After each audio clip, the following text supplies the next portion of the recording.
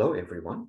My name is Faisal Hai, one of the current directors of MSA. MSA has come a long way since its inception in 2009. It is about time we reflect and celebrate pioneer membrane researchers and practitioners, and MSA founding members who ventured into membrane research since the 1970s and pioneered membrane application in various industrial fields, garnering international recognition and industrial patents, and identifying the Australian market for membrane. This has led to industry and research fundings in membranes and the growth of many generations of membrane researchers. As part of the MSA celebrating the journey, I am honored to present to you messages from pioneer membrane members and MSA founding members on their membrane research journey. So enjoy the ride.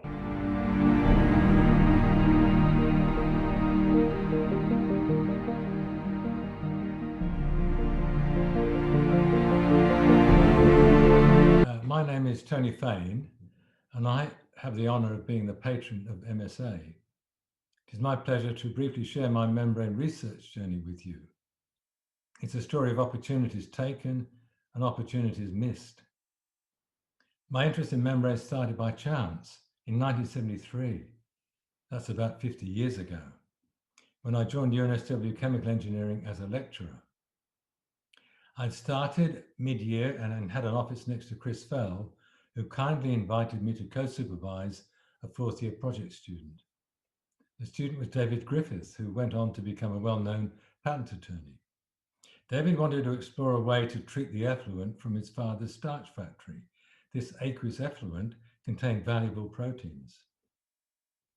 He found a paper on ultrafiltration by Alan Michaels, the father of UF. At that time, UF was a little-known separation process. The paper was very persuasive, and I was excited by its potential. We procured a small UF unit, and David tested it on an effluent sample. And within 30 minutes, the membrane was badly fouled, and this was an Achilles heel not mentioned in the Michaels paper. However, it sparked a long-term interest in me to understand and tackle membrane fouling. You could say an opportunity taken. As an aside, I often wonder if David Griffith had found a paper on, say, ion exchange, if I would have ever discovered membrane research. Anyway, I was quickly hooked. And with my first PhD student, Mike Chudacek, I learnt what I could about UF. In the 70s and 80s, I collaborated closely with Chris Fell on numerous membrane projects. This included protein and colloid UF and some quite early work on MBRs with UF membranes. Unfortunately, I did not try the radical idea of using submerged membranes in the bioreactor until it was already an established concept. That's an opportunity missed. During the 1980s, I also started to work on membrane distillation and supported liquid membranes. And I was around when Memtech launched, based initially on IP from the membrane group at UNSW. In 1983, I arranged the first IMSTEC, Australia's International Membrane Conference, which was attended by many leading international membranologists of the time, including Alan Michaels and Harry Lonsdale, an RO pioneer and the founder of the Journal of Membrane Science. IMSTEC has been an ongoing activity ever since, every 3 or 4 years. In 1987, our membrane group was awarded an ARC Special Research Centre status with Chris Fell as director and Hans and I as deputy directors. In 1991, Hans and I became co-directors, and in 1992, we got the UNESCO Centre title. In the same year, I became one of the 3 editors of the Journal of Membrane Science, a role I kept till 2005. During that period, JMS grew significantly and went from snail mail to online processing around 2001. In the 1990s, the centre typically had more than 20 PhDs plus postdocs, and my interests were mainly on membranes in water and wastewater. In 2000, I went part-time to focus on my research and continued to run the UNESCO Centre with Hans. Then unexpectedly, I got an opportunity to do membrane research in Singapore. This is an opportunity taken.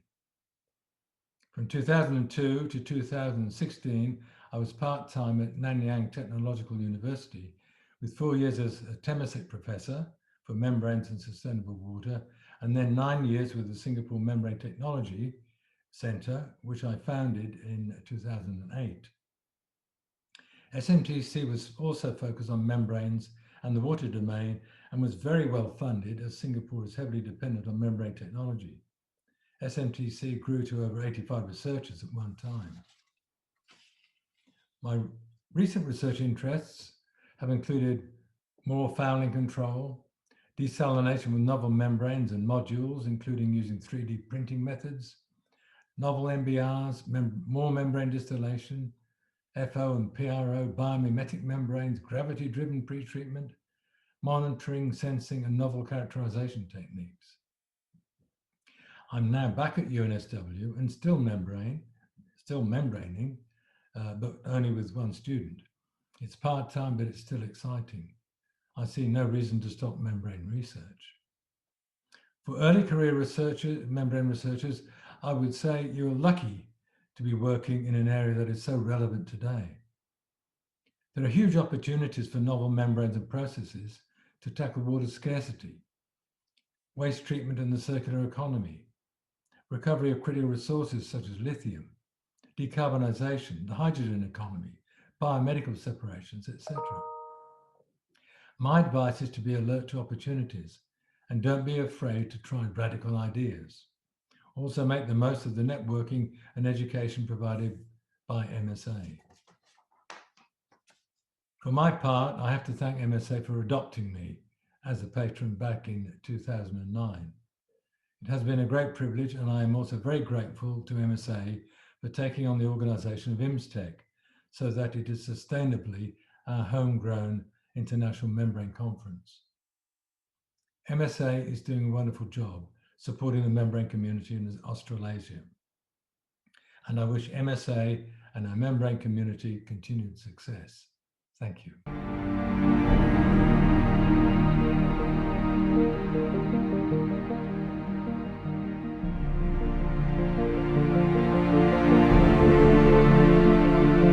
Hi, my name is Sandra Kentish and I'm currently a Redmond Barry Distinguished Professor and also Head of the School of Chemical and Biomedical Engineering here at the University of Melbourne. I was a founding member of the Membrane Society of Australasia way back in 2009. And the reason we set up the society was in order to allow us all to engage a bit more and to interact a little bit more, both within Australia, but also on the world stage. Most other major countries had membrane societies such as the European Membrane Society or the American Membrane Society. So we felt we needed a society to give us some presence on that international stage. So I do hope that younger members of Membrane Society do take the opportunity to engage and get involved with many of the activities that we have within the society. Myself, I've been involved in membrane technology now for about 20 years, and over that period I've covered a vast array of applications. My research is focused very much on applications rather than materials. So I've looked at gas separation, I've looked at water treatment, I've done a lot of work in dairy processing, and I'm now just starting to work more in the bioprocessing area. If I had some advice to the young people out there, the young membrane researchers, it would be to take your time. Don't feel in a rush to produce hundreds of publications that are really relatively low quality. From my perspective, you're much better to take your time and produce quality publications and quality work. That will really establish your reputation within the membrane field, a lot more so than very large numbers of publications. Anyway, that's enough from me, so good luck and enjoy the journey.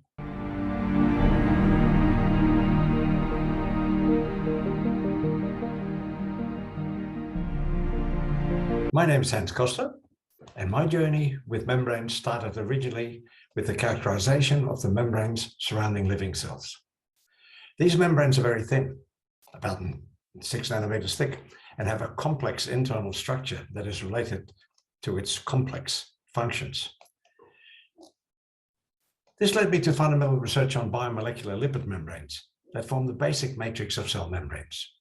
They too have a complex internal structure. An approach I adopted was to think of the substructure of membranes as being composed of layers with different dielectric constants and electrical conduction properties.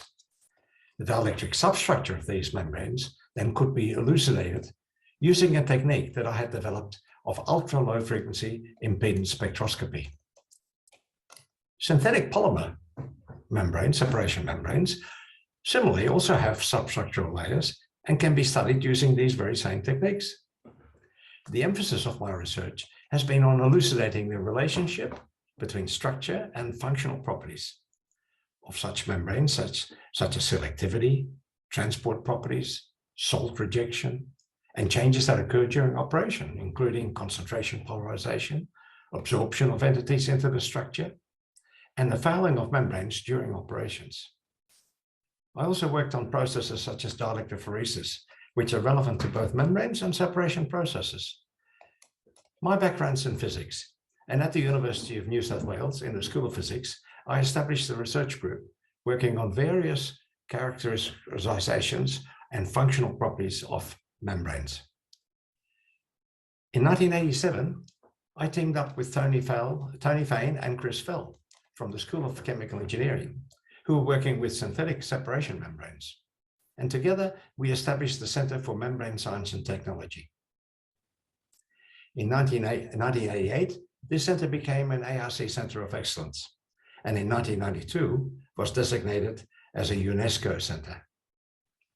Tony Fain and myself remained co-directors of the center until 2004, when I took up a position in chemical engineering at Sydney University, continuing my membrane research. I've been involved in developing new types of membranes, such as electrically conducting membranes, various types of ion exchange membranes, electrically energized piezoelectric membranes, in which the fouling is dramatically reduced, and biomimetic membranes. The physical characterization, and in particular, the electrical impedance spectroscopy, played a big hand in the development of these novel membranes. It also provided insights into fouling mechanisms and identified phenomena such as threshold fluxes and reverse osmosis. It could distinguish between organic and biofouling using in situ measurements. My research involved many local and international collaborations, most notably in recent years with the Singapore Membrane Technology Center at the Nanyang Technological University in Singapore. Whilst much of my research was university-based, I've been involved with membrane-based industries as well in the USA, Japan, Singapore, France, and the United Arab Emirates. I've organized a number of membrane workshops over the years, particularly in Thailand, Myanmar, and Indonesia. These have always been interesting and were fun. I've made lasting personal friends in these areas. The Center for Membrane Science and Technology at UNSW also organized highly successful MSTEC conferences. On formation of the MSA, these conferences are now organized by the MSA and attract participants from all over the world. The MSA has been very successful in promoting and supporting membrane research, and I was particularly pleased and honored that I was made a foundation life member of the Society at its formation. Although I'm now an emeritus professor, I continue to work on membranes.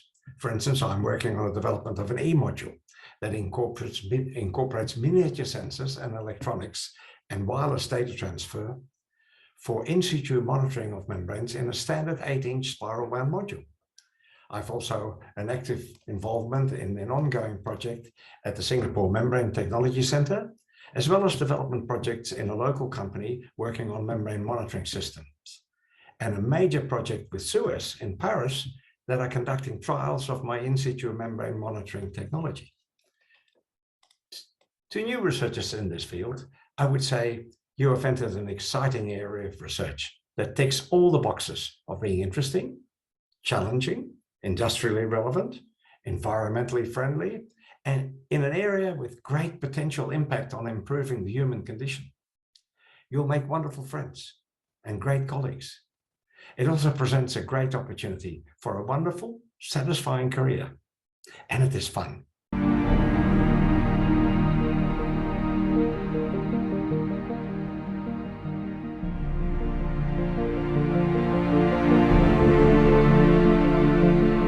My name is Michel Lefebvre. I'm a director of Steripac, and in Australia, I've been associated with various universities, including the University of New South Wales and Victoria University, more recently, first as a distinguished visiting professor. My work in membrane started in 1964. When I finished my studies, I was at the origin of a string of patents in the textile field for the transformation of synthetic fibers through license given to companies like Snia Viscosa and Deere Milligan in the US. I was involved in membrane research with these companies, and the technology I developed and patented at that time was used for the first airbags in the States and the manufacturing of modified fabric, mainly of nylon. We developed also at that time the first synthetic membrane for artificial kidney, which license was given to Snia Viscosa and Ron Poulin. When I arrived in Australia in 1977 for a short visit, I was referred by the Dean of the Faculty of Applied Science at the University of New South Wales, Professor Shekin, to work with their team in textile industry research, and the year after that to be part of the membrane research group. The work with Professor Chris Fair, Tony Fenn, and Bob Robbins was really to adapt the membrane developed in France to be a new ultrafiltration membrane. Following the lodgement of the patent application, the patent rights were sold by Unisearch to Travanon in the US. And it was the origin of Memtech laboratories, and after that, the participation of the university in Memtech Limited. When I left Memtech laboratories to pursue independently the development of new technology, I lodged patents for the new idea of osmotic distillation, and at the same time, a new technology called counter-diffusion. Both technologies were used by various companies in the world. More recently, I've been involved in the production of and the application of fractal geometry to membrane technology. The Membrane Society of Australia is a good meeting place for exchange of ideas between scientists, academics, and also inventors. And I'm pleased to have been invited to be part of it at the creation of the society.